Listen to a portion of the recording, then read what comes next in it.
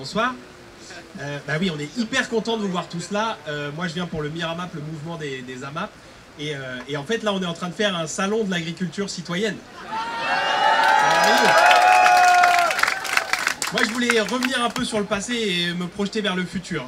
En fait, la crise qu'on a tous vécue et qui, à mon avis, la crise agricole, et qui, à mon avis, explique une bonne partie des raisons qui vous ont fait sortir aujourd'hui en nombre, qui ont fait que des tas de paysannes et paysans nous ont interpellés pour qu'on organise des choses aujourd'hui, elle s'est déroulée en plusieurs phases.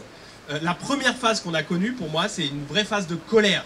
On a vu nos collègues de tous horizons, de toutes régions, qui sont sortis, alors qu'ils n'étaient, pour beaucoup, jamais sortis de leur ferme pour revendiquer. Mais ils sont sortis, ils sont allés sur les ronds-points et ils ont crié un vrai cri de colère en disant « Bah voilà, il y a un paysan qui se suicide tous les 2 jours, nous on a un besoin de revenus. Vous arrêtez pas de nous demander des tas de choses, mais nous on a un besoin de revenus et aujourd'hui vous nous n'assurez pas la possibilité garantie d'avoir ce revenu-là. » Donc on a senti ça un peu partout et nous, à la Confédération Paysanne, c'est quelque chose qu'on porte depuis très longtemps.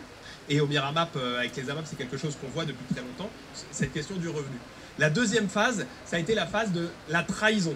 C'est-à-dire qu'on a eu une alliance entre le gouvernement, Macron et Attal, et quelques actionnaires de... Vous m'entendez mieux là ?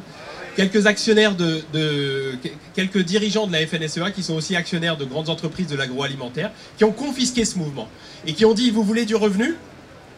Eh bien, on va vous donner des pesticides, moins de biodiversité et des méga-bassines. » Je pense que cette trahison-là, elle a expliqué beaucoup des raisons qui font qu'on sort aujourd'hui.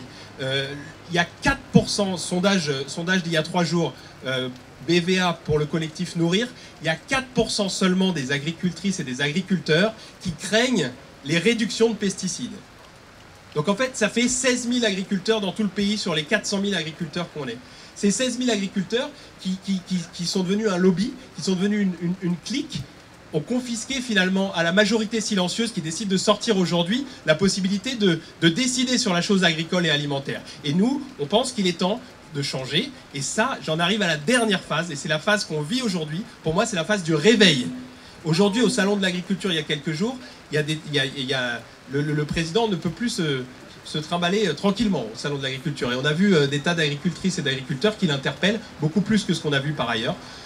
Donc les agriculteurs n'acceptent pas cette trahison, mais ce qui est encore plus intéressant, c'est que les citoyens consommateurs n'acceptent plus cette trahison. Nous, ce que l'on vit dans les AMAP, où on nous garantit des prix sur la durée et ça nous assure un revenu et on peut protéger l'environnement, on souhaite absolument que les citoyens continuent cette solidarité-là et l'élargissent à toute une série de fermes et à toute une série de circuits. On voit les citoyens qui se mobilisent en achetant différemment, mais on voit aussi les citoyens qui sont ici, qui décident de faire des banquets citoyens de l'alimentation, qui décident de sortir. Et donc nous, on est joyeux de vous voir là, même s'il fait un petit peu de pluie. Et on vous invite à faire que ce moment-là, ce salon de l'agriculture citoyenne, ce soit absolument pas la fin, mais ce soit le début de quelque chose. En 15 jours, on a eu 15 ans de reculs environnementaux parce qu'on a eu une force de pression de lobby qui a été très très puissante. Donc montrons-nous aujourd'hui, le 30 mars et à toutes les occasions qui vont se présenter maintenant, que les citoyennes, les citoyens, les paysans, les paysannes unis sont capables de résister à cette clique qui souhaite orienter l'agriculture vers le productivisme. Merci.